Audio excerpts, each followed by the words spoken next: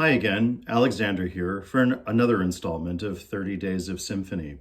Well, I'm going to break my rule once again today, my friends, because I had such fun sharing with you one of the great treasures of my adolescence, my discovery of Georges Bizet's Symphony in C, literally a work of a student genius, composed when he was all of 17 years old and a student at the Paris Conservatory in 1855.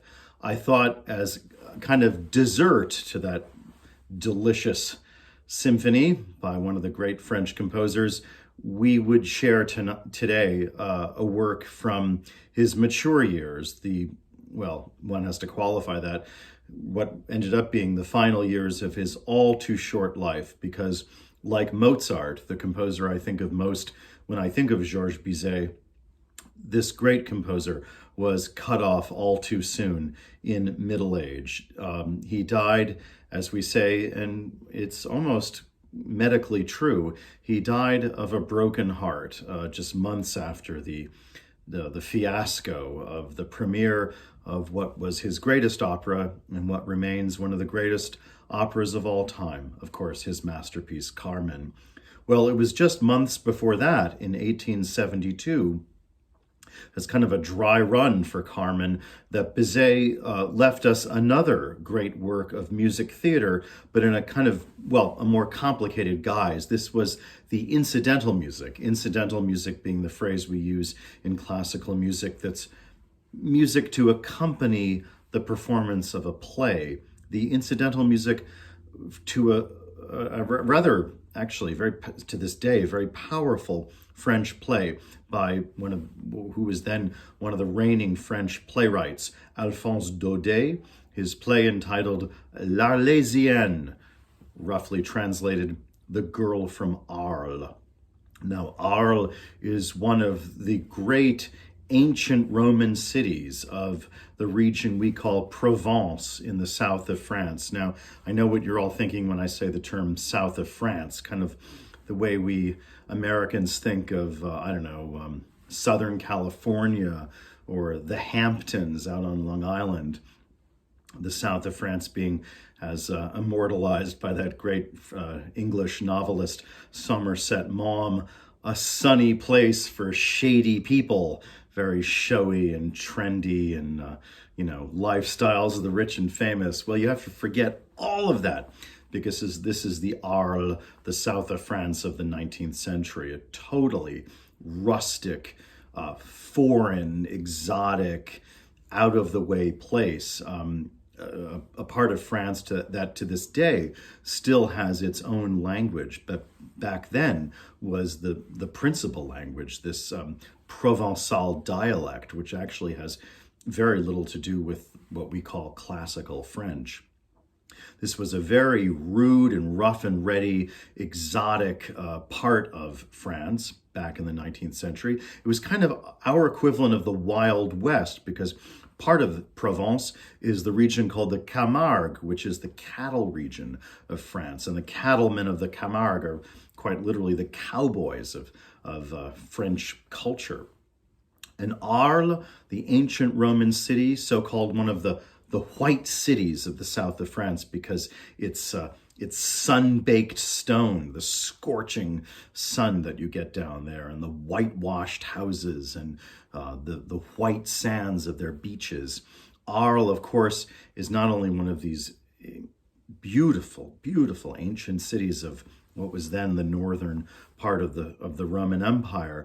Arles in the 19th century was also the ancient town to which the great French painter Vincent van Gogh sought refuge in his final days. And it was in those final days of Van Gogh's life that he literally gave the world modern painting. So Arles is a city rich and heavily loaded in history and in cultural heritage. Well, the play by Daudet, L'Arlésienne, The Girl from Arles, was a classic, rustic, tragic love triangle in which Frédéric, who is a peasant from Arles, is sought by the local girl, Vivette, who is a beautiful young girl in the village who loves Frédéric for who he is. But as often happens in the course of human affairs, that's not enough for our young protagonist.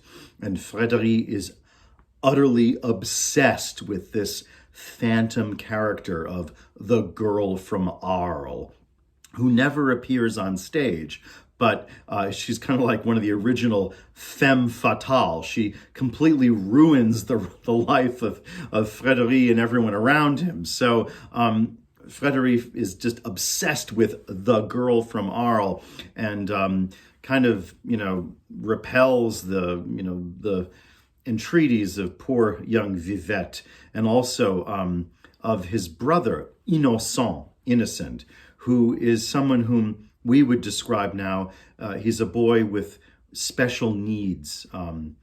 It's like he's autistic, but as is so often the case with people like that, he sees the things that the so-called normal people don't see, and he kind of envisions the whole tragic drama as it unfolds. So this is no kind of light south of France frolic, but a tragic rustic tale, as I said, of just that quintessential love triangle tragedy. And Bizet, being attracted by the strengths of Daudet's play for the stage, wrote this incomparable set of, I think it's like 26 different little pieces of incidental music to kind of weave in and out of the drama. He originally wrote the music for L'Arlésienne for a handful of players. I think the original instrumentation is like 17 musicians, and Bizet himself played the little harmonium part, the little pedal organ part backstage to accompany the offstage choir.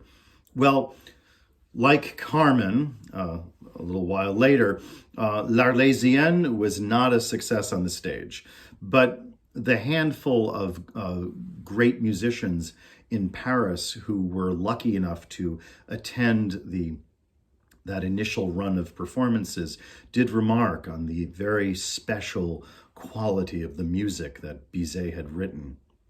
After Bizet's death, a couple of musicians who had known and worked with Bizet fashioned that disparate set of short pieces of incidental music into 2 symphonic suites. And as I've actually had the privilege of conducting recently in La Crosse, it's a great treat for a conductor and an orchestra to play the first and second suites from L'Arlésienne together in a kind of symphonic suite. It is not, technically speaking, a symphony, but an extended suite that kind of emotionally conveys the same message as many of the greatest symphonies do.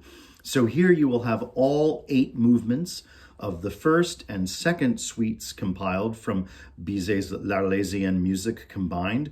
The very, very beginning of the first movement of the first suite, the first music that you will hear, is actually not by Bizet, strictly speaking. It was taken by him from a very familiar Provençal Christmas carol, or I should be specific, it's actually a carol for the Feast of the Epiphany that ends the Christmas season, the March of the Three Kings, this very arresting march-like theme that you'll hear. And it starts the music, and as you'll hear at the very end, it's brought back in counterpoint with a very festive dance to provide a justly exciting finale to this journey of a program symphony, if you will, a symphonic suite from Bizet's gorgeous, treasurable music for The Girl from Arles.